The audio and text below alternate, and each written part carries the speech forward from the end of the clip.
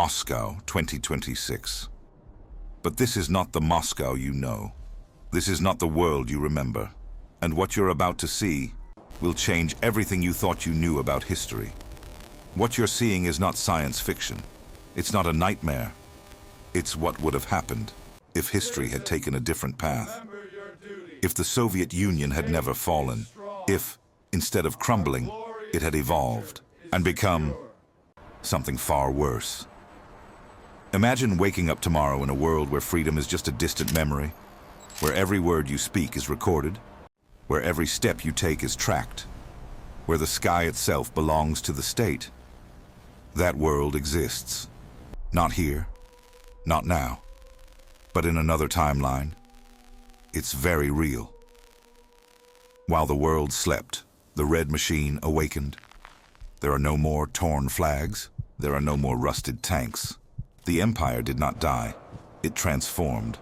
Cutting-edge technology, absolute control, relentless expansion. The Kremlin stands taller than ever before, rebuilt with black steel and glowing red neon. A monument not to the past, but to an eternal future. Above it, a hologram of Lenin floats in the sky, watching over the city like a digital god. Snow falls constantly, heavy, cold, unforgiving, just like the regime. In the streets, people walk in silence, gray uniforms, empty faces. No one smiles, no one laughs, no one dares. Above them, drones patrol every corner. Massive screens project the eternal symbol, the hammer and sickle. But now it's not just a symbol. It's a promise, a threat, a constant reminder that no one escapes. The cities grew vertically. Brutal buildings of concrete and black steel rise like artificial mountains. Every window, every door, every corridor, monitored. There is no privacy. There is no refuge. The state sees everything. Cameras hidden in streetlights, microphones embedded in walls, sensors in the pavement that track your heartbeat. They don't just know where you are. They know how you feel. You think you know surveillance. You think you understand control. In this world, every breath is monitored, every thought tracked, every movement recorded. Artificial intelligence does not serve the people. It serves the state. And the state never sleeps. There are no social networks. There is no freedom of speech. There is only obedience and efficiency. Children grow up learning only one truth: the collective above the individual. There are no personal dreams. There are no individual ambitions.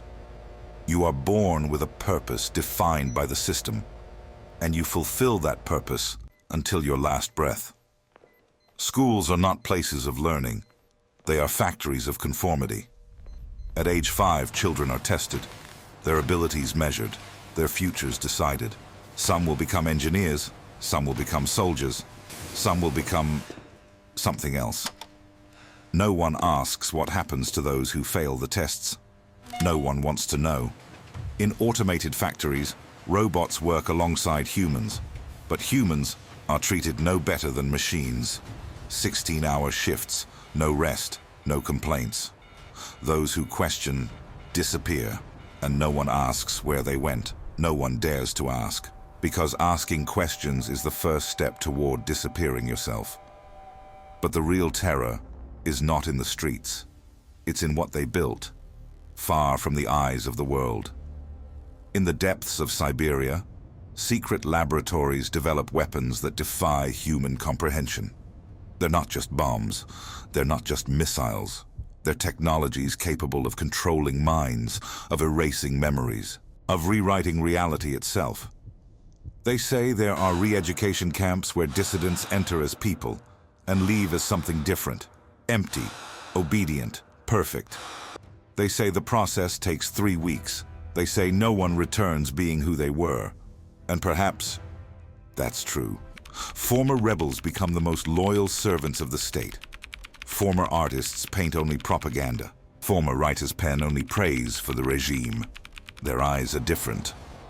Hollow, like looking into a void.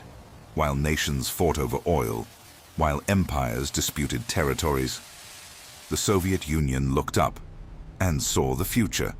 They didn't waste time with ground wars. They didn't squander resources on regional conflicts. While the world was distracted, they built something greater, much greater. The space race never ended for them. It only intensified, in secret, away from spy satellites, away from curious eyes. And when they finally revealed what they had done, it was already too late. The moon is no longer a dream. It's a colony, a fortress, a symbol that the Empire has no limits. Massive bases cover entire craters. Industrial structures extract rare minerals from the lunar surface. Automated factories produce components for the next phase of expansion. And above it all, fluttering silently in the vacuum of space, the red flag. They didn't just conquer Earth. They conquered space. And now, they look toward Mars. Fleets of cargo ships depart monthly, each one carrying supplies, equipment, colonists, not volunteers, chosen ones, selected by the system, sent to build the next chapter of the Empire. Mars will be red. Not because of the color of its soil, but because of the flag that will be planted in its barren ground. And after Mars, Europa, Titan, the rings of Saturn. There is no limit to the Empire's ambition. There is no frontier they won't cross, because for them, the entire universe is just unclaimed territory. Back on Earth, people live their lives in mechanical routine. They wake up, they work, they eat, they sleep, they wake up again. There are no holidays, there are no celebrations, only production, only efficiency. But in the shadows, there are whispers, rumors of resistance, of secret groups that still believe in freedom, of encrypted codes hidden in official transmissions, of symbols scrawled in dark alleys. But these whispers never last long, because the state always finds out. And when it finds out, there is no trial, there is no prison, only silence. And life continues as if nothing had happened, as if those people had never existed. This scenario never happened, but it could have happened. And perhaps, somewhere, in some parallel timeline, it's happening right now. History is written by the victors. But what if the victors had never lost? What if the fall of the Berlin Wall had never occurred? What if Gorbachev had been deposed before implementing his reforms? What if technology had advanced fast enough to save the system? These questions haunt historians, because the answer is terrifying. The world we know today could be completely different. There would be no free internet. There would be no Western democracies. There would be no choices, only order. And in that order, there is no room for human chaos. There is no room for emotions. There is no room for you. So the next time you complain about your life, the next time you feel you don't have enough freedom, remember this scenario. Remember what could have been, and be grateful for living in a world where you can still choose.